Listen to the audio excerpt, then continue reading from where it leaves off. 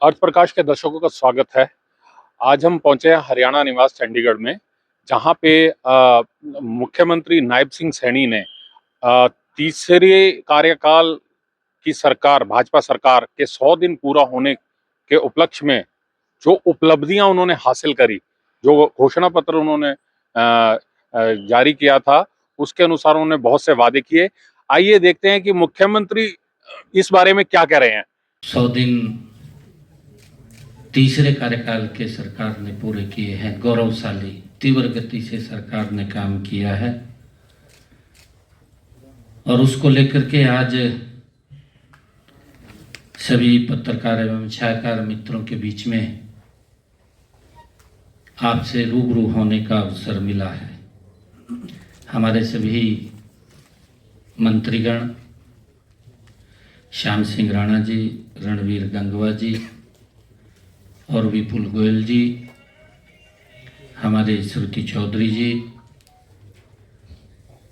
हमारे chief secretary महोदय और हमारे चीफ प्रिंसिपल सेक्रेटरी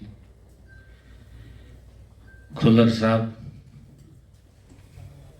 मित्रों, हमारा ये तीसरे कार्यकाल का 100 दिन कंटिन्यूटी में नॉन स्टॉप सरकार के हैं। मैं थोड़ा आप लोगों को पहले पीछे ले जाना चाहता हूं, क्योंकि हमारी सरकार ने 2014 से हरियाणा प्रदेश को नॉन स्टॉप आगे बढ़ाने का काम किया है। हरियाणा में कई बीमारी ही कहूँ, कई बीमारियों से हरियाणा ग्रसित था। जैसे परिवारवाद की बीमारी थी, क्षेत्रवाद की थी, भेदभाव होता था। परंतु अगर आप देखें कि युवाओं के अंदर अविश्वास था कि नौकरी पढ़ने से नहीं, नौकरी तो चक्कर काटने से मिलेगी।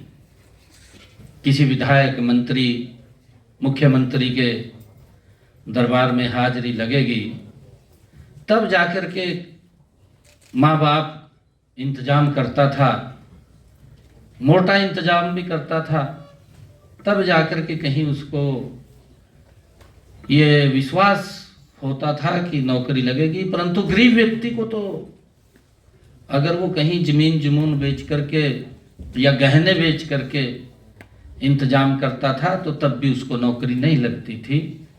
इस प्रकार का माहौल और वातावरण हरियाणा प्रदेश के अंदर था, जो मैंने कहा है कि राजनीतिक रूप से कई बीमारियों से ग्रसित था हरियाणा प्रदेश। परंतु पिछले ये तीसरे टर्म की भारतीय जनता पार्टी की सरकार उन सब बातों को मजबूती से बदलाव हरियाणा प्रदेश के अंदर करने का काम हमारी डबल इंजन की सरकार ने किया है। आदरणीय नरेंद्र मोदी जी के नेतृत्व में जो हमारी सरकार चली है, धीरे धीरे करके क्षेत्रवाद को समाप्त किया है। सबका साथ सबका विकास, जो आदरणीय प्रधानमंत्री जी का एक वाक्य है कि अगर हम कालका के विकास की ओर ध्यान दें तो नारनौल भी, अगर हम राजस्थान के दूसरे बॉर्डर के ऊपर ध्यान करते हैं तो वहां पर भी समान रूप से विकास हरियाणा प्रदेश का वो दिखाई देता है। बिना भेदभाव के काम हुआ है। युवाओं के अंदर एक विश्वास जगा है। युवाओं के साथ साथ हमारी सरकार ने गरीब व्यक्ति के जीवन को बदलने का काम भी इस लगातार जो हमारी ये तीसरे टर्म की सरकार है उसने किया है। मैं थोड़ा आप लोगों का ध्यान कि हमने बड़े काम, पिछले जो बदलाव के काम हैं, उन बदलाव के कामों में हमने पिछले लगभग 2014 से हमारी सरकार ने क्या क्या काम किए हैं, वो थोड़ा मैं आपका ध्यान उसकी तरफ लाना चाहूंगा। फिर मैं 100 दिनों के ऊपर आपको बताना चाहूंगा कि 3 गुना गति से हमारी सरकार ने किस गति से काम किया है। 2014 से 2024 हम 25 में प्रवेश कर गए हैं। हमने सबसे पहले हरियाणा प्रदेश के अंदर जो एक बड़ा बदलाव किया है, जिसके अंदर माननीय सुप्रीम कोर्ट ने भी कहा कि यह अच्छा निर्णय सरकार का है, पढ़ी लिखी पंचायतों वाला हरियाणा पहला देश के अंदर प्रदेश बना है। ये बड़ा बदलाव हम उसके अंदर लेकर के आए हैं।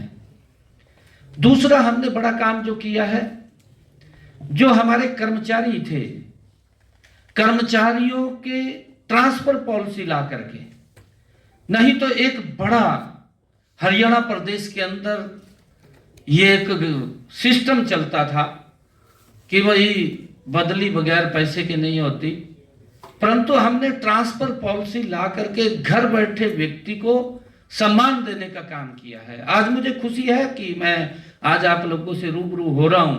आज पूरे हरियाणा प्रदेश के हमारे सभी कर्मचारी भी आज शायद देख रहे होंगे इस बात को, परंतु मैं ये कहना चाहता हूं कि 95% कर्मचारी आज इस हमारी ट्रांसफर पॉलिसी से संतुष्ट हैं। अगर कोई 5%, 2%, 3% अगर कोई दिक्कत आती है, क्योंकि उसको भी एडजस्ट करने का काम करते हैं, परंतु आज हमारे कर्मचारी भाइयों को चक्कर काटने की आवश्यकता नहीं है। ये ट्रांसफर पॉलिसी जो नीति लागू की है, ये हमारा देश का पहला राज्य है जिसने इसको लागू किया है। ये मेरे लिए खुशी की बात है। तीसरा हमने बड़ा काम जो किया है, तीसरा काम किया है परिवार पहचान पत्र, जो घर बैठे ही सरकार की योजनाओं के साथ जुड़ना और घर बैठे ही उन योजनाओं का लाभ उन तक पहुंचना, ये बड़ा एक चेंजिंग। नहीं तो योजना का लाभ लेने के लिए गरीब व्यक्ति को दर दर की ठोकरें खाना पड़ता था, वो ऑफिसों के चक्कर काटता था, एक बार गया, 2 बार गया, हार करके घर बैठ जाता था कि नहीं मिलता। सिस्टम ही ऐसा है।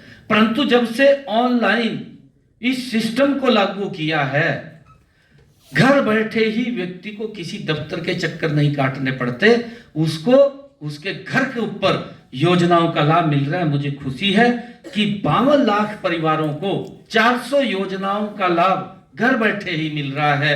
ये एक बड़ा काम जो तीसरा परिवार पहचान पत्र ने दिया है कि जो पात्र व्यक्ति है उस तक सरकार पहुंचे, योजनाबद्ध तरीके से पहुंचे, उसको कहीं किसी के पास चक्कर काटने की आवश्यकता नहीं है।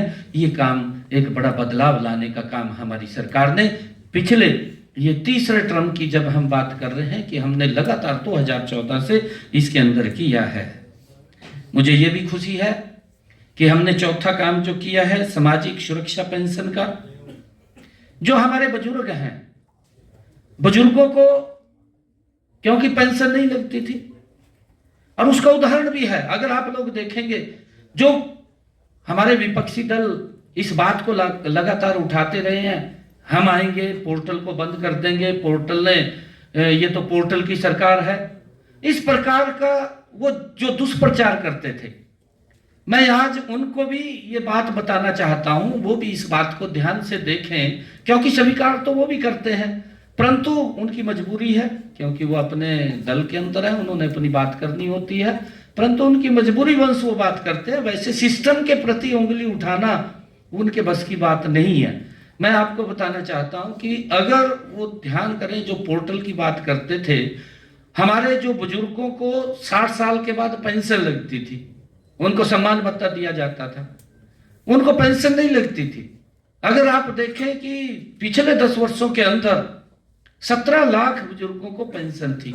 आज अगर हम देखें इस पोर्टल के कारण कि व्यक्ति छूटे नहीं, और उसको इसके साथ जोड़ा है, जोड़ करके कि अगर ऑटोमेटिक उसकी पेंशन लग जाएगी। मुझे खुशी है जब ये पोर्टल के साथ जुड़ा है, तो अगर हमारे किसी बुजुर्ग की आयु 60 वर्ष हो जाती है तो ऑटोमेटिक उसकी पेंशन लग करके उसके घर पे चली जाती है।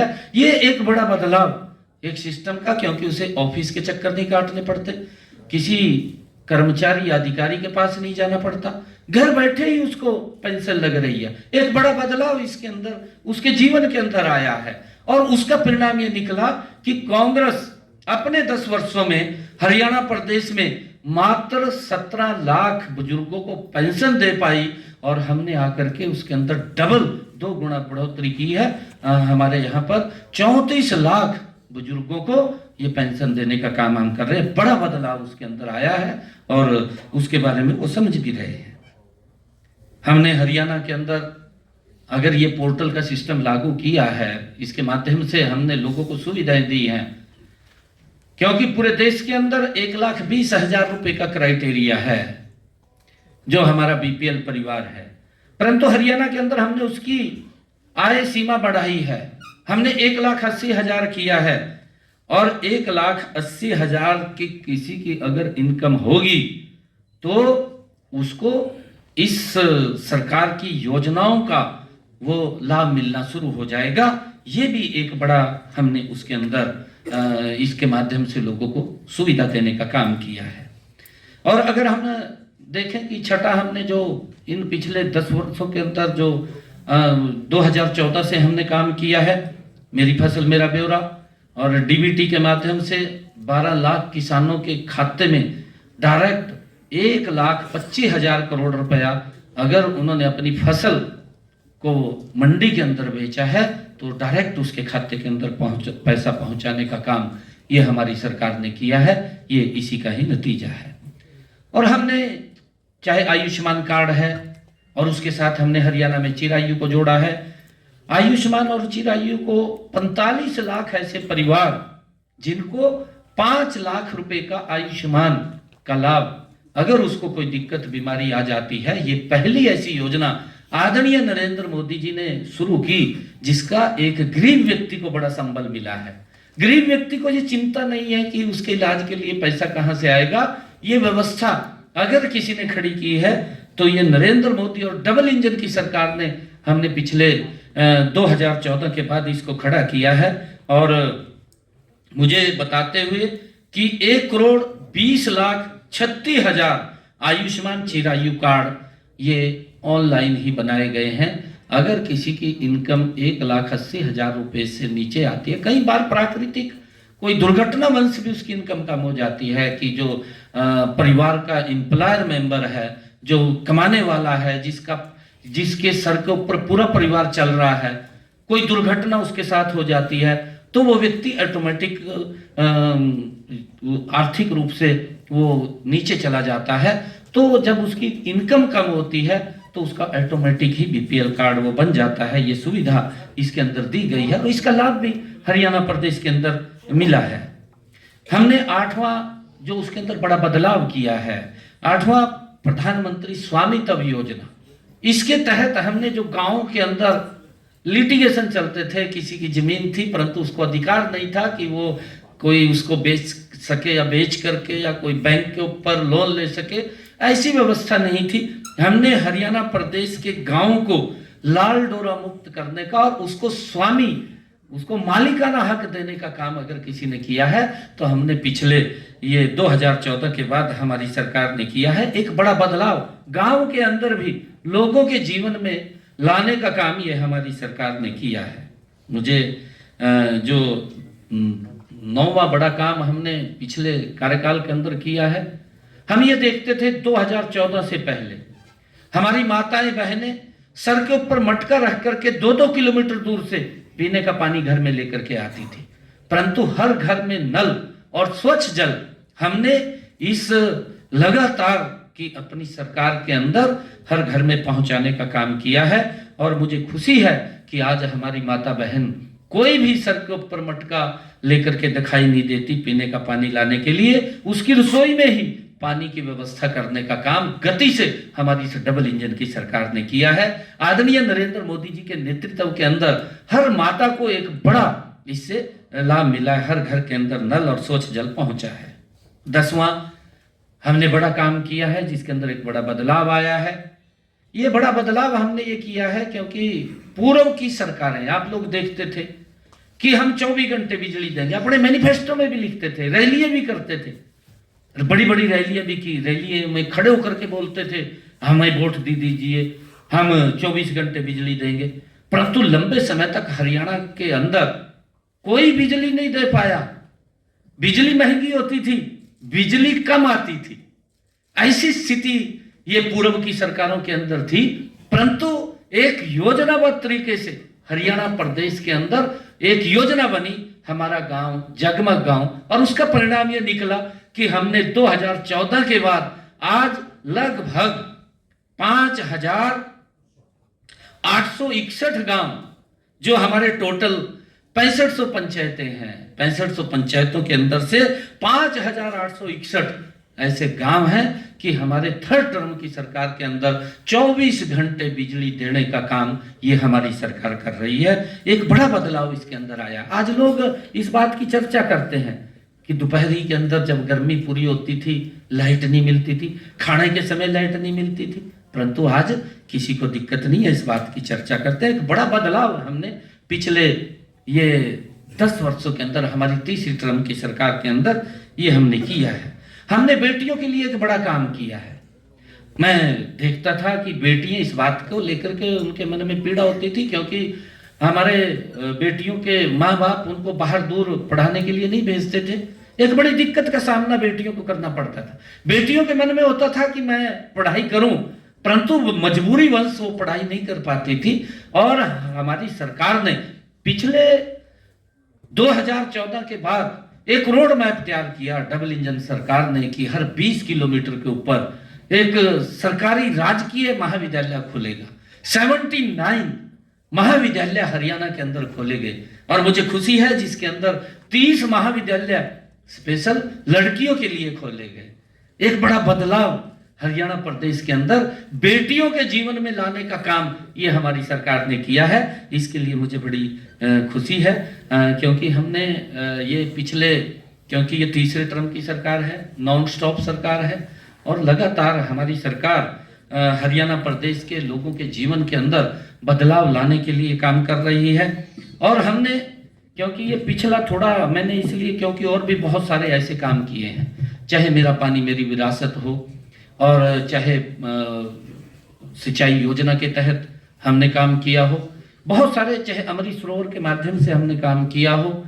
हम लगातार हरियाणा प्रदेश के जीवन, लोगों के जीवन में एक बड़ा बदलाव, चाहे रोड का इंफ्रास्ट्रक्चर की बात करें, इन्हीं पिछले 2014 से लेकर के आज 2025, आज एक भी डिस्ट्रिक्ट ऐसा नहीं है जिसके अंदर 4 लाइनिंग रोड से वो जुड़ा ना हो। लोगों के जीवन के, उनके रास्तों को भी सरल और सुगम करने का काम ये हमारी सरकार ने किया है। मैंने कुछ, क्योंकि ये लगातार नॉन स्टॉप सरकार पिछले 2014 से डबल इंजन की सरकार आदरणीय नरेंद्र मोदी जी और हरियाणा की हमारी सरकार ये चल रही है। इसके अंदर हमने बहुत सारे काम पीछे किए हैं। प्रदेश के लोगों के जीवन में लगातार बदलाव लाने का काम, आदरणीय मनोहर लाल जी जो एक शब्द बोलते थे कि हरियाणा एक, हरियाणवी एक, उसको चरितार्थ करने का काम ये हमारी सरकार कर रही है। आदरणीय प्रधानमंत्री नरेंद्र मोदी जी का जो शब्द है, सबका साथ, सबका विकास और सबका प्रयास, उसको लेकर के हमारी सरकार निरंतर काम कर रही है। मुझे खुशी है कि आज हम, जब हमारी सरकार 100 दिन गौरवशाली हमारी सरकार ने पूरे किए हैं, आज हरियाणा प्रदेश के लोगों के अंदर इस सरकार के प्रति एक बहुत बड़ा विश्वास बढ़ा है। अगर आप लोग देखेंगे, आप लोग चर्चा करेंगे, क्योंकि जब तीसरे टर्म की सरकार आई है, इन 100 दिनों के अंदर लोगों के मनों में हमारी सरकार के प्रति एक बड़ा सम्मान और बड़ा विश्वास जमा है। और हमने भी 3 गुना गति से, आदरणीय प्रधानमंत्री जी ने कहा था कि ये सरकार तीव्र गति से काम करेगी, हमारी ये सरकार 3 गुना गति से काम कर रही है। मैं बताना चाहूंगा कि हमने 100 दिनों में क्या क्या काम किए हैं। 100 दिनों का समय भले ही कम हो, छोटा हो, लेकिन हमने जिस नॉन स्टॉप विकास का संकल्प व्यक्त किया था, उसकी सिद्धि में 100 दिन विकास की 3 गुना गति का साक्षी है। हम सब देख रहे हैं। वैसे तो संकल्प पत्र 5 साल के लिए होता है, 5 साल के अंदर पूरा करना होता है। अगर हम पड़ोस में बात करें हिमाचल प्रदेश की, दूसरी सरकार आने वाली है, लगभग 2 साल मेरे ख्याल से शेष बचे होंगे, अभी संकल्प पत्र की तरफ उन्होंने अपना जो घोषणा पत्र था उसकी तरफ देखा भी नहीं है। तो पूरा करने की तो बात क्या है, परंतु 5 साल के लिए होता है, 5 साल में वो पूरा करना होता है। लेकिन हमने 100 दिनों में ही 240 में से 18 संकल्प पूरे किए हैं। इस गति से काम किया है कि हमने जो हमारे संकल्प पत्र में 240 वायदे हमने हरियाणा प्रदेश के लोगों के लिए किए थे, उसमें से 18 वायदे हमने अपने इस 100 दिन के कार्यकाल में पूरे किए हैं। और 6 संकल्पों के ऊपर गति से काम लग रहा है, क्योंकि उसकी कहीं अपनी किसी की आर्थिक रूप से कोई मंजूरी लेनी होती है, उसके कारण से उसमें थोड़ी देरी हो सकती है, परंतु उसके ऊपर काम चल रहा है, जल्दी ही वो भी अमल में आ जाएंगे। हमने कम से कम 50 और संकल्पों को पूरा करने की प्रशासनिक व वित्तीय अनुमोदन की प्रक्रियाएं जारी हैं, क्योंकि प्रशासनिक भी कहीं उसकी लेनी पड़ती है और वित्तीय भी हमें उसकी व्यवस्था खड़ी करनी पड़ती है। उस प्रक्रियाओं के लिए 50 और ऐसे संकल्प हमारे हैं जो उसके अंदर प्रक्रिया में है और जल्दी ही वो पूरे होंगे। हमें दृढ़ निश्चय के साथ आगे बढ़ रहे हैं। हमारी पूरी सरकार मजबूती से आगे बढ़ रही है। इन सभी संकल्पों को हमारी सरकार मजबूती से पूरा करेगी। एक वाक्य मुझे ध्यान आ रहा है कि आंधी तूफान बिजली बरखा, आंधी तूफान बिजली बरखा धूप घटा कम रोकेगी, मजबूती से पांव उठे तो कोई मंजिल दूर नहीं। ये हमारी सरकार तीव्र गति से काम करने वाली सरकार है। हम अपने तीसरे कार्यकाल में प्रदेश के विकास और जन कल्याण के निर्णयों समय की जरूरत के अनुसार ले रहे हैं। जो भी कोई निर्णय है, आज की जो आवश्यकता है हरियाणा प्रदेश को, उस अनुसार हम निर्णय कर रहे हैं और नई नीतियां बना रहे हैं। इन 100 दिनों में जो निर्णय लिए गए और जो विकास के कार्य किए गए, उनका विवरण हमने अभी अपनी जो पुस्तक लॉन्च की है उसके अंदर पूरा का पूरा दिया है। और अगर आप उसके अंदर देखेंगे 100 दिन में जो हमारी बुकलेट छपी है उसके अंदर हमने सभी इनका चर्चा की है। आपको याद होगा कि मैंने पहली बार जब मुख्यमंत्री पद की शपथ लेते ही नागरिकों की समस्याओं और शिकायतों का समाधान के लिए समाधान शिविर लगाने शुरू किए, क्योंकि लोगों को जो समस्याएं होती थी उनको हमने अधिकारियों को, जिसमें हमारा उपायुक्त और पुलिस अधीक्षक, पूरे अधिकारी, सभी विभागों के अधिकारी समाधान शिविरों में सुबह 9 बजे से लेकर के 11 बजे तक आम जन की समस्या को वो सुनते थे, उसका समाधान करते थे। एक ही जगह पर व्यक्ति अपनी समस्या लेकर के आता था, उसका समाधान वहां पर निकलता था। सभी अधिकारी वहां सुनवाई करते थे। मुझे खुशी है कि उन समाधान शिविरों में 75,000 लोगों को, 75,000 से भी अधिक जो उनकी शिकायतें थी, उन लोगों को उसके समाधान निकले हैं, उसका समाधान किया गया है। ये मुझे खुशी है। और लोगों ने इस बात की मांग भी की है।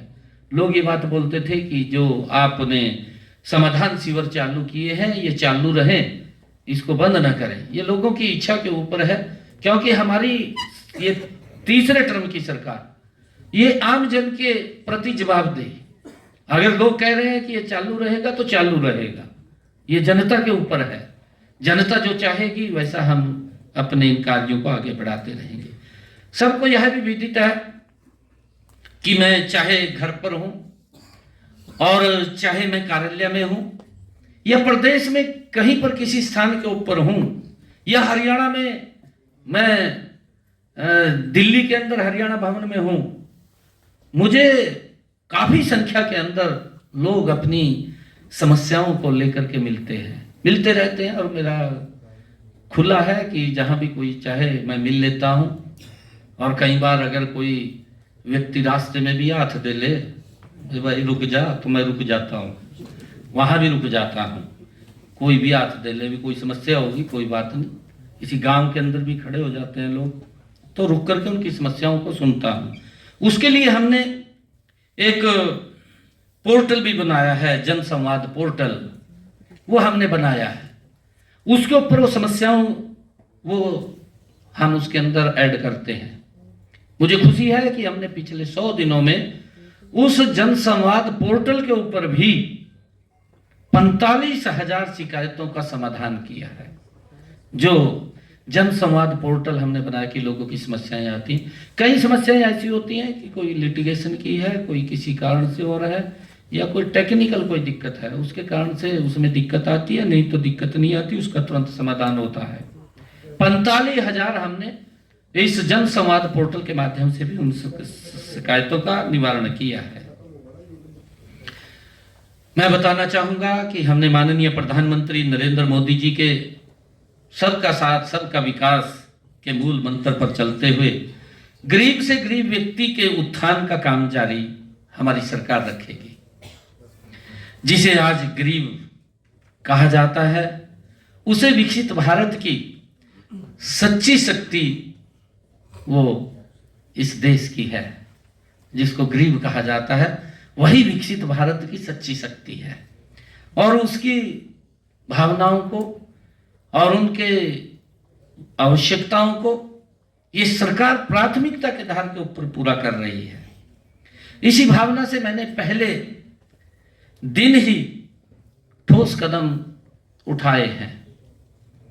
18 अक्टूबर 24 को मुख्यमंत्री कार्यालय में जब मैं आया, पहले ही दिन मैंने अपनी पहली कलम से जो हमने कहा था, हमने अपने संकल्प पत्र में भी ये कहा था, और हम लोगों के बीच संकल्प पत्र में हमने कहा है, तो हम लोगों के बीच में इस बात को बोलते थे कि जो किडनी के पेशेंट हैं, कि हम आते ही, चाहे सरकारी हॉस्पिटल है चाहे मेडिकल कॉलेज है, हरियाणा प्रदेश के अंदर आते ही हमने डायलिसिस को फ्री किया है। उनका कोई पैसा नहीं लगता। इस सेवा प्रदान करने का हमने उनको लाभ दिया है, और तब से लेकर आज तक प्रदेश के सभी मेडिकल कॉलेज या सिविल हॉस्पिटल्स के अंदर मरीजों को यह सुविधा अबाध रूप से मिल रही है। उनको कोई दिक्कत समस्या नहीं है। हमने जो संकल्प पत्र में कहा उसको पूरा किया है। हमने ये भी कहा था कि 18 अक्टूबर 2024 को हमारे मंत्रिमंडल की जो पहली बैठक हुई, उस पहली बैठक के अंदर ही हमने एक और निर्णय किया। वो निर्णय किया अनुसूचित जाति में वर्गीकरण को लेकर के, और उसमें अनुसूचित जाति में कुछ वंचित लोग इस प्रकार के थे कि उनको लाभ नहीं मिल रहा था। अब उनको भी लाभ मिलना वो शुरू हो जाएगा। वो निर्णय भी हमने आकर के अपनी पहली बैठक के अंदर किया है, जिसका हमने जिक्र भी अपने उसके अंदर किया था। 14 नवंबर 2024 को हमारे तीसरे कार्यकाल के पहले विधानसभा सत्र के अंदर हमने ये कहा था, जो पिछड़ा वर्ग की क्रीमिलेयर की व्यवस्था थी, उसके अंदर 6,000 रुपए थी। हमने कहा था कि हम इसको 8 लाख रुपए करेंगे, और मुझे खुशी है इस बात की कि हमने आकर के अपने इस मंत्रिमंडल की बैठक में उस क्रीमिलेयर व्यवस्था को तो किया, 6 से 8 किया, परंतु हमने कैबिनेट के अंदर यह भी निर्णय किया कि उन्हें पंचायती राज और स्थानीय निकाय संस्थाओं के अंदर भी उनको 5% का आरक्षण देने का काम ये हमारी सरकार ने किया है। उनकी जनसंख्या का 50% आरक्षण हमने दिया है। हमने जो कहा था उस बात को हमने पूरा किया है, और उसका लाभ भी ओबीसी समाज और एससी समाज के ओबीसी समाज ए और बी के लोगों को उसका मिला है। हमने दूसरे अपने इस कार्यकाल में मुख्यमंत्री तीर्थ दर्शन यात्रा योजना वो शुरू की थी, जिस योजना के अंदर हमने रामलला के दर्शन करने के लिए अयोध्या में यहां से ऐसे परिवारों को, जिन परिवारों की इनकम 1,80,000 रुपए से कम है, ऐसे परिवारों को भगवान रामलला के दर्शन करने के लिए अयोध्या धाम यात्रा शुरू की थी। चुनावों के समय हमने अपने संकल्प पत्र में कहा था, हमने कहा था कि हम माता वैष्णो देवी और शिरडी साईं मंदिर के दर्शन करने के लिए भी इस योजना को शामिल करेंगे। हमने उसको शामिल किया है और उसके साथ साथ हमने जो अभी प्रयागराज में महाकुंभ हो रहा है, उस महाकुंभ के अंदर भी हमने उसको जोड़ा है। और कल ही मैंने महाकुंभ के लिए यात्रियों की 2 बसों को भी झंडी दिखा करके रवाना किया है। ये हमने जो कहा है, लगातार हमारी सरकार उस दिशा के अंदर मजबूती से आगे बढ़ रही है।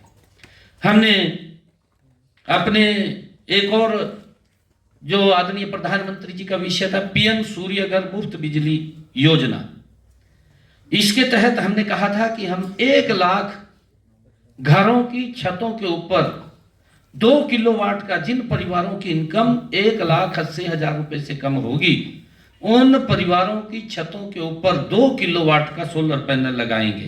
पीएम सूर्यघर मुफ्त बिजली योजना। और मुझे खुशी है, इन 100 दिनों के अंदर हम गति से काम कर रहे हैं और तीव्र गति से काम करेंगे। 12,285 ऐसे परिवार हैं जिनकी छतों के ऊपर 2 किलोवाट का सोलर पैनल लग चुका है। हमने गति से इसको आगे बढ़ाया है। इसके ऊपर 1,10,000 रुपए का खर्चा आता है। 80,000 रुपया आदरणीय नरेंद्र मोदी जी देते हैं और बाकी का पैसा हरियाणा सरकार देती है। उस व्यक्ति को इसका लाभ मिलता है। हमने दुर्घटना में परिवार के किसी सदस्य की कोई मृत्यु हो जाती है या दिव्यांग हो जाता है, परिवार को दिक्कत आ जाती है, उसके ऊपर मुसीबतों का पहाड़ टूट जाता है, हमने योजना चलाई, दीनदयाल उपाध्याय अंत्योदय परिवार सुरक्षा योजना। ये जो दीनदयाल उपाध्याय अंत्योदय परिवार सुरक्षा योजना ऐसे परिवारों के लिए जिन परिवारों की इनकम 1,80,000 रुपए से कम है, ऐसे परिवारों को अगर कोई दुर्घटना हो जाती है परिवार के साथ, परिवार के ऊपर दुखों का पहाड़ टूट जाता है, तो उसको संबल देने के लिए ये योजना है। और 6,279 ऐसे परिवार हैं जिनके खाते के अंदर हमने पिछले दिनों ही 233 करोड़ 67 लाख रुपया आर्थिक सहायता के रूप में उनके खाते के अंदर पहुंचाने का काम हमारी सरकार ने किया है। हमारा संकल्प है कि प्रदेश के गरीब से गरीब व्यक्ति के पास अपना मकान हो, और उसको लेकर के आदरणीय प्रधानमंत्री जी ने भी इस बात को कहा है कि देश में एक भी सर ऐसा नहीं बचेगा जिस सर के ऊपर छत नहीं होगी। उस सर के ऊपर छत देना ये हमारी सरकार का कमिटमेंट है और हम लगातार उसको देने का काम कर रहे हैं। इसी दिशा में हमने कदम बढ़ाते हुए 100 दिनों में प्रधानमंत्री आवास योजना शहरी तथा ग्रामीण के तहत 885 परिवारों को पक्का मकान बनाने के लिए 11 करोड़ 53 लाख रुपए की आर्थिक सहायता देने का काम हमने किया है। शक्ति मार्गदर्शन शक्ति आपके साथ काम कर रही है, जो आपने ये कार्य किए हैं। और क्या 32 सीटें जो हरियाणा के हिस्से में आई है दिल्ली के लिए, उसमें ये शक्ति काम करेगी? देखिए, ये शक्ति नरेंद्र मोदी जी की है और नरेंद्र मोदी जी के नेतृत्व में आदरणीय प्रधानमंत्री जी ने कहा भी है आपने पानीपत के अंदर कि अभी तो इस सरकार को मात्र 20-25 दिन हुए थे जब प्रधानमंत्री जी आए थे, कि कुछ ही दिन हुए हैं और ये सरकार तीव्र गति से काम करेगी। हमें जो प्रेरणा, हमें जो आशीर्वाद, हमें जो शक्ति वो कहीं से मिलती है तो नरेंद्र मोदी जी से मिलती है। उनके नेतृत्व के अंदर हम 3 गुना गति से हमारा पूरा मंत्रिमंडल मिलकर के हरियाणा प्रदेश की अपेक्षाओं पर, उनकी जन आकांक्षाओं के ऊपर खरा गति से उतरने का काम करेगा। उसका उदाहरण भी मात्र 100 दिनों के अंदर आपके बीच में हमने अपना पूरा जो आज विषय रखा है उसके अंदर देखा है।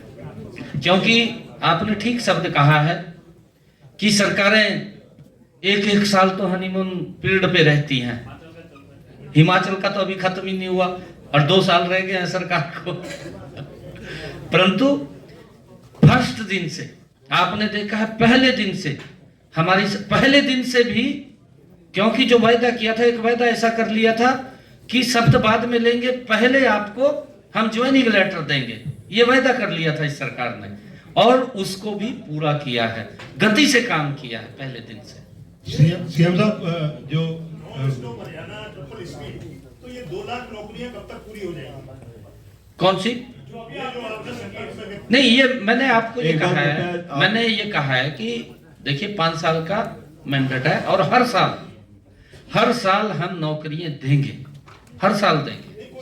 हाँ, हर साल देंगे ना, वो रोड मैप यही तो बना है ना।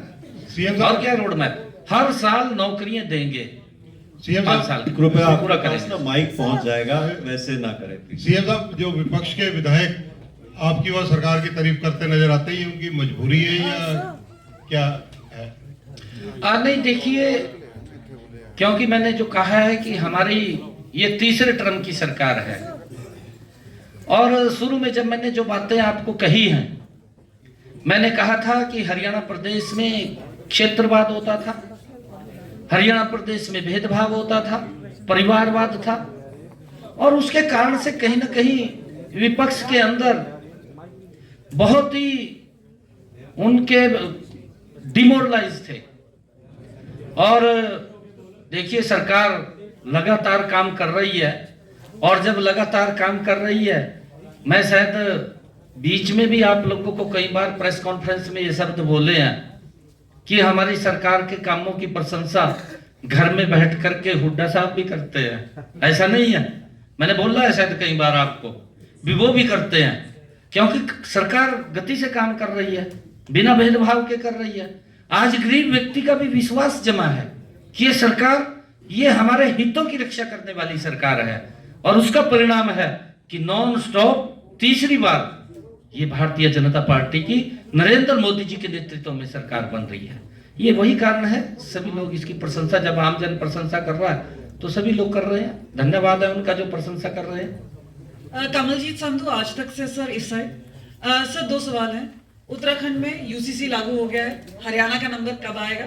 दूसरा सवाल सर, आपने कहा हरियाणा नॉन स्टॉप, आयुष्मान भारत की बात की है, स्टेट आईएमए प्रेसिडेंट कह रहा है 600 करोड़ 400 करोड़ बकाया है, और उसकी वजह से 1300 हॉस्पिटल हैं, अब वो सर्विस नहीं प्रोवाइड करेंगे, जो कि आपने एक उपलब्धि इसमें डाला है अपने कार्यशैली में।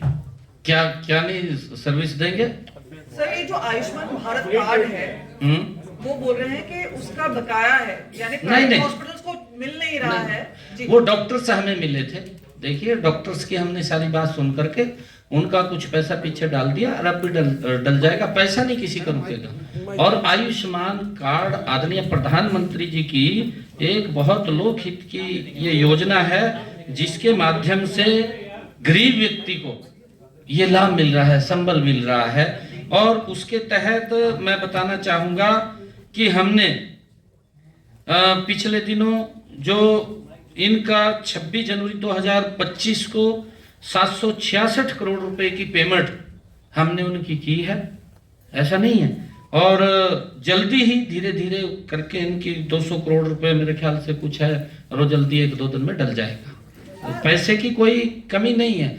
आपने उत्तराखंड का नाम लिया है, मैं उत्तराखंड के आज इसके माध्यम से सभी कार्यकर्ताओं को और वहां की सरकार को बधाई भी देना चाहूंगा आज इसके माध्यम से, क्योंकि अभी नगर निगम के वहां पर चुनाव थे, और 11 नगर निगमों में से 10 नगर निगमों के ऊपर भारतीय जनता पार्टी ने वहां परचम लहराया। उसके लिए मैं वहां के मुख्यमंत्री को भी, और वहां के कार्यकर्ताओं को भी, और वहां की जनता को भी, उत्तराखंड की, मैं बहुत बहुत बधाई और शुभकामनाएं देता हूं।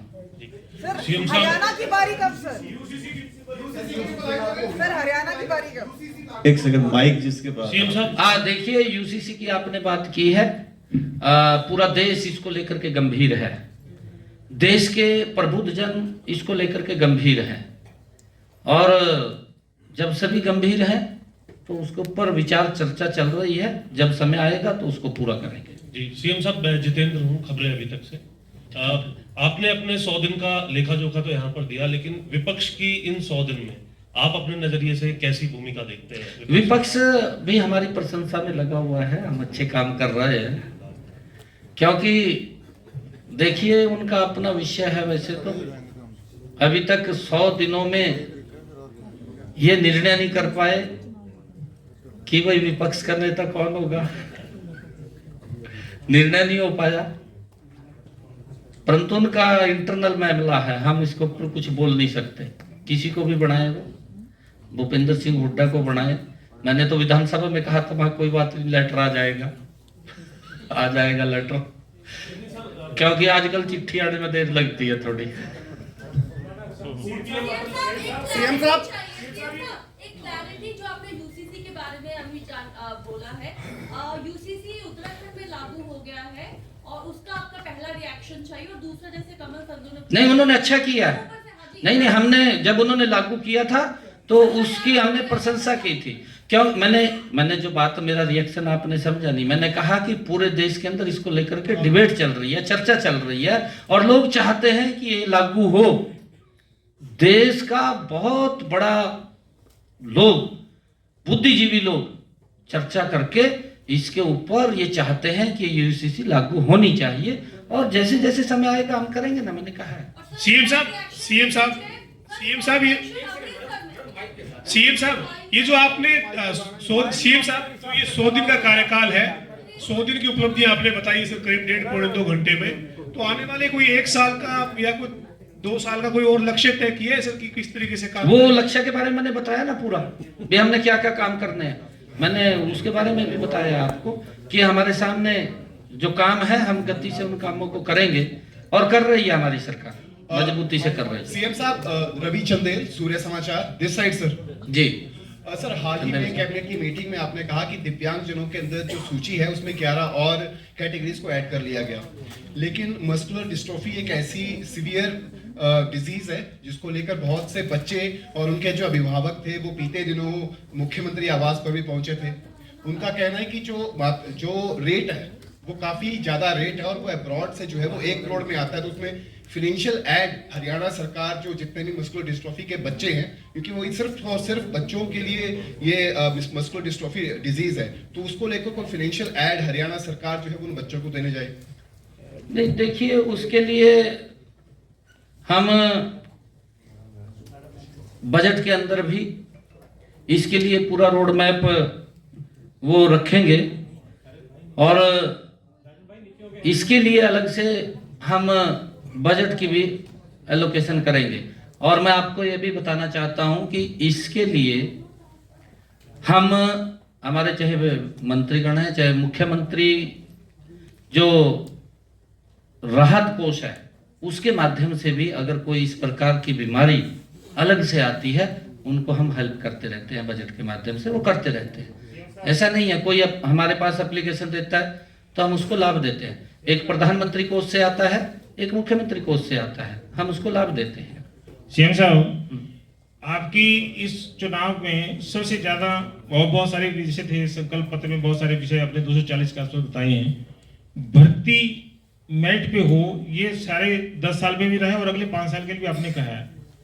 10 साल में 1,76,000 के आसपास पक्की सरकारी नौकरी आपने दी, जिसपे आपने कहा कि बिना पर्ची बिना खर्ची। अब आपने 2 लाख कर दिए 5 साल में, 1 साल में बनते हैं 40,000। 3 महीने 10 दिन आपके गुजर गए हैं।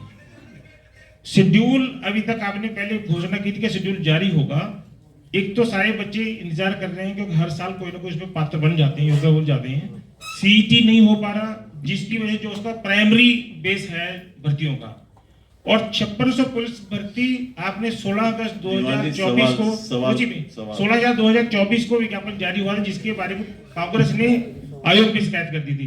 वो भर्ती भी शुरू नहीं हो पाई। नहीं, तो 3 विषय युवाओं से जुड़े हुए हैं जो आपकी एक तो आपने सीटी का कहा है, मैंने शायद पिछले दिनों भी आप लोगों को ये बात कही थी कि हमारी तैयारी है, क्योंकि अभी बच्चों के एग्जाम चल रहे थे और इसके बाद हम सीटी का बच्चों का टेस्ट लेंगे, जल्दी ही वो होगा। दूसरा, आपने 2 लाख की जो बात कही है, हमने 25,000 बच्चों को ज्वाइनिंग लेटर दिया है, आपके सामने है वो दिया है। और आप कह रहे हैं कि पिछले 10 सालों में 1,76,000 की बात कही है, परंतु हमने उसके साथ साथ आप ये देखिए 1,20,000 बच्चों को सुरक्षित भी किया है। 176 नहीं रहे वो 176 नहीं रहे, वो कितने हो गए? हाँ, तो 2 लाख हम अपना टारगेट पूरा करेंगे ना। सीएम साहब, मेरा सवाल है, जी एक बार अपना अभी- परिचय प्लीज करा दीजिए। मेरा नाम सुशील भार्गव है, मैं दैनिक भास्कर से हूँ। मेरा सवाल आपसे ये है, अभी विज साहब ने भी कहा कि अम्बाला से भी, और आपने कहा हिसार से भी, प्रदेश के लोग ये जानना चाहते हैं जहाज उतरेंगे कब, कोई इसकी समय सीमा हो, कहाँ तक जाएंगे। कई बार क्या होता है कि चिंता न करो, आपको उसमें बैठा के मैं भी साहब भी आप देख लेना, अयोध्या घुमा के ले आएंगे आपको। नहीं, इसके लिए एक दूसरा सवाल, पहली फ्लाइट अयोध्या की जाएगी। इसके लिए दूसरा सवाल, आपने एक बेहतरीन कार्य किया है कि जो महाकुंभ है उसके लिए लोगों को रजिस्ट्रेशन कराना है। अब तक कितने लोगों ने रजिस्ट्रेशन करा दिया है, क्योंकि आप भी जा रहे हैं? नहीं, देखिए हमने उसके अंदर अभी इस योजना को इसमें जोड़ा है, जो मुख्यमंत्री तीर्थ दर्शन योजना, और कल ही 2 बसों को हमने झंडी दिखाई है और वो जाएंगे लगातार, क्योंकि अभी बहुत ज्यादा रस है वहां पर, रस भी बहुत है। थोड़ा सा हम रुक करके उनको भेजना, समय समय पर भेजते रहेंगे, हर जिला से जाती रहेंगी बसें, चल रही हैं। सीएम साहब, मैं सचिन हूँ, एबीपी न्यूज से हूँ। बड़ा इंपॉर्टेंट क्वेश्चन है। आम आदमी पार्टी ने एलिगेशंस लगाए हैं हरियाणा सरकार के ऊपर कि यमुना जो पानी है, यमुना में जहरीला पानी छोड़ रही है हरियाणा सरकार जो है, जिसकी वजह से दिल्ली वालों को जो है वो टॉक्सिक पानी जो है वो पीने को मिल रहा है। अरविंद केजरीवाल ने ट्वीट किया है, सीएम आतिशी ने भी बोला है। देखिए, मैं आज आपने क्वेश्चन रेज किया है ये, और उनकी फितरत भी है, उनकी सोच भी है, आरोप लगा करके भाग जाओ। एक कहावत है कि थूको और भागो, ये अगर कहीं देखने को मिलता है तो ये केजरीवाल में देखने को मिलता है। मैंने ये कहा कि आप अपने चीफ सेक्रेटरी को भेजिए, मैं अपने चीफ सेक्रेटरी को कहता हूं, जहां से सोनीपत से हम दिल्ली को पानी दे रहे हैं, आप उसको चेक कराइए। ये तो कोई वो नहीं है, कोई भी आकर के चेक कर सकता है, लेबोरेटरी से आकर के देख सकता है हम कैसा पानी दे रहे हैं। वो अमोनिया की बात करते हैं, परंतु वो ये ध्यान नहीं कर रहे, ये वो कह रहे हैं कि पानी की कमी है। पानी की कोई कमी नहीं है, उनकी इच्छा शक्ति की कमी है, डिस्ट्रीब्यूशन ठीक नहीं है उनका। और दिल्ली के लोगों को 10 सालों में जब वो पानी का डिस्ट्रीब्यूशन ही ठीक नहीं कर पाए, खड़ा होकर के तो मंच पे बोल दिया कि मैं फ्री पानी दूंगा, हर घर में दूंगा और इतना दूंगा। आज भी 10 सालों में गंदा पानी पीने को मजबूर दिल्ली के लोग हो रहे हैं, क्योंकि सिस्टम नहीं बना इसके पास। आप कम से कम एबीवीपी के प्रतिष्ठित आप कोरस्पोंडेंट है ना, जाकर के उनको पूछिए, कहते वो इतने 10 सालों में करा क्या कहते। हमने 10 सालों के अंदर हमारी सरकार ने जो काम किए मैं बताना चाहता हूं। हमारे हरियाणा के अंदर, मैं अभी गया था दिल्ली के अंदर मैंने वहां के लोगों को कहा कि आप हरियाणा से संबंध रखते हैं और आपके 30-35 किलोमीटर के बाद बॉर्डर आ जाता है। मैं जहां था, मैंने उनको कहा था कि 2014 से पहले हमारी माताएं, हमारी बहनें सर पर मटका रख करके पानी पीने का लेकर के आती थी। आज एक भी माता बहन दिखाई नहीं देती। हमने व्यवस्था को ठीक किया ना, हर घर के अंदर नल और शौच जल दिया ना। इसने क्यों नहीं दिया? देना चाहिए था।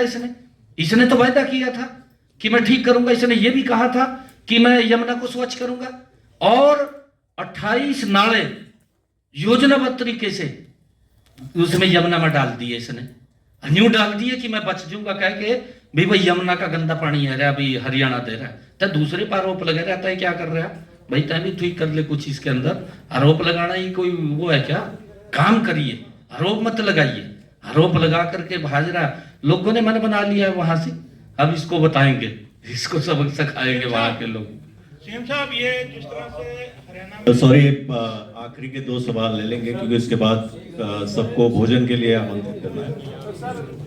सीएम साहब, जिस तरह से आपने कहा कि केजरीवाल या दिल्ली के सीएम जो आतिशी हैं, पानी को लेकर पूरी तरह से हरियाणा पर हमलावर, क्या ये चुनावों के मद्देनजर ऐसा कर रहे हैं? दूसरा ये कि क्या आप नतीजे दिल्ली के देखते हैं, हरियाणा का असर पड़ेगा? जो हरियाणा के काम यहाँ पर हो रहे हैं, दिल्ली के साथ जो हरियाणा के साथ जो सीटें हैं वहाँ पर असर पड़ेगा हरियाणा पर?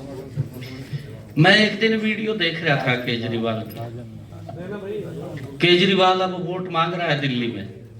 मैं वीडियो देख रहा था और वो वीडियो के अंदर ये कह रहा था कहा आपकी गली साफ नहीं हुई, कहा आपकी गली क्यों साफ नहीं हुई, आपको पानी क्यों नहीं मिल रहा। भाई तै तो शीश महल में बैठ गया जाए का,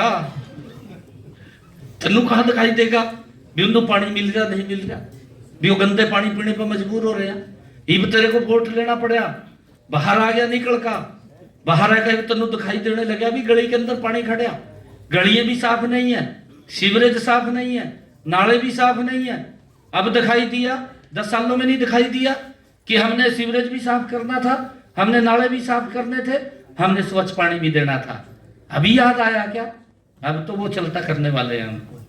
सीएम साहब एक साल के अंदर भीमराव अम्बेडकर की मूर्ति जो है उसको तोड़ने की कोशिश की गई है, उसको क्या कहना चाहेंगे, क्योंकि उसको लेकर काफी राजनीति भी हो रही है। नहीं देखिए, दुर्भाग्यपूर्ण है, ऐसे महापुरुषों के साथ इस प्रकार का खिलवाड़ नहीं करना चाहिए, दुर्भाग्यपूर्ण है। और आदरणीय प्रधानमंत्री जी ने संविधान गौरव दिवस इस वर्ष को मनाने का निर्णय किया है। ऐसे सब महापुरुष जिन्होंने इस संविधान के निर्माण में अपना योगदान दिया है, हमारे लिए सब सम्मानीय है। उनके सम्मान के अंदर हम लगातार कार्यक्रम कर रहे हैं, लोगों के बीच में जाकर के उनको अवेयर भी कर रहे हैं। ऐसे घटनाओं को जन्म नहीं देना चाहिए। लास्ट है, आखिरी क्वेश्चन, लास्ट सीएम साहब 2026 में अरे यार तुम तो शुरू में ही माइक मेरा मतलब का एक तरफा तारीफ 100 दिन पर ये कार्यक्रम हो रहा है और नॉन स्टॉप हरियाणा जो स्लोगन चला, आपने काम किया पिछले मार्च से अगर देखा जाए तो, और रोजगार की भी बात आपने की और सब किया। सर 2 चीजें हैं, एक तो हरियाणा जो है किसानी के लिए जाना जाता है, और सवाल पूछना प्लीज, समय की कमी है हमारे पास। जाना जाता है। तो जो अग्निवीरों को आपने रोजगार की जो बात कही थी, तो उसके लिए क्या प्लानिंग है जो अग्निवीर जो 4 साल में आएंगे, और दूसरा इंडस्ट्री और कैसे डेवलप हो हरियाणा में, रोजगार मिले लोगों को हरियाणा के बाहर के लोग क्या कर रहे हैं। देखिए, आपने जो अग्निवीर की बात कही है, इसके ऊपर मैंने पूरी प्रेस कॉन्फ्रेंस की थी, शायद आपके ध्यान में होगी। मैंने पूरा अपना रोड मैप, अपना एजेंडा बताया था। हमने कहा था कि हरियाणा की हर नौकरी में 10% आरक्षण अग्निवीर के लिए सुनिश्चित किया है। एक भी अग्निवीर को हम फ्री नहीं रहने देंगे, उसको कहीं ना कहीं रजिस्टर करने का काम हमने पूरी रणनीति बनाई है, उसके ऊपर रोड मैप बनाया है। और जो IMT की आपने बात, इंडस्ट्री की बात करी है, इंडस्ट्री के लिए सबसे पहले तो हमें रोड का इंफ्रास्ट्रक्चर चाहिए, लोग सुविधा चाहते हैं। आज हरियाणा के अंदर वो रोड का इंफ्रास्ट्रक्चर हर जिला के अंदर, मैंने जो बात कही है कि हर जिला को 4 लेनिंग से जोड़ा गया है। कहीं पर भी हमने 10 हरियाणा प्रदेश के अंदर नए IMT खोलने का निर्णय किया है, और उसको लेकर के हमारा पूरा रोड मैप योजना वो बन रही है, और उसको लेकर के हम उसको पूरा करेंगे। हम इन्वेस्टर्स को भी आमंत्रित करेंगे, क्योंकि पूरे देश से और विदेश से भी आज इन्वेस्टर्स हरियाणा के अंदर एक अनुकूल वातावरण यहाँ का समझ रहा है, और यहाँ पर वो अपना कारोबार करना चाहता है। हम उन सबको आमंत्रित कर रहे हैं। हमने पिछले दिनों अपने इस विभाग के अंदर बैठक भी ली थी कि जो भी इस प्रकार की दिक्कतें समस्याएं हैं, वो कोई इन्वेस्टर्स अगर यहाँ पर आए, उसको वो समस्या दिक्कत ना आए। अगर एक एप्लीकेशन वो दे, एप्लीकेशन के बाद सारी NOC उसके पास चली जाए, ऐसा हमने व्यवस्था किया। उसके लिए टाइम बाउंड भी किया है। हमने कुछ तो 10 दिन किया है, जो ज्यादा टाइम था उसको 10 दिन में मिल जाएगी अगर उसके पूरे कागज हैं। नहीं तो उसको हमने 30 दिन और फिर लास्ट 45 दिन के अंदर अंदर उसको सारा कुछ NOC वगैरह सब मिल जाएंगे। ये व्यवस्था हमने की। मैं माननीय मुख्यमंत्री जी का, यहाँ पर उपस्थित सभी महानुभावों का हृदय से धन्यवाद करता हूँ। तो आपने देखा कि किस तरह से मुख्यमंत्री नायब सिंह सैनी ने अपने तीसरे कार्यकाल, भाजपा सरकार के तीसरे कार्यकाल के दौरान की 100 दिन होने पर जो उपलब्धियां हैं उनके बारे जानकारी दी। साजन शर्मा, अर्थ प्रकाश के लिए वीडियो जर्नलिस्ट अजीत कौशल के साथ। ताज़ा अपडेट्स व बड़ी खबरों के लिए सब्सक्राइब करें आज प्रकाश टीवी और बेल आइकन दबाना ना भूलें।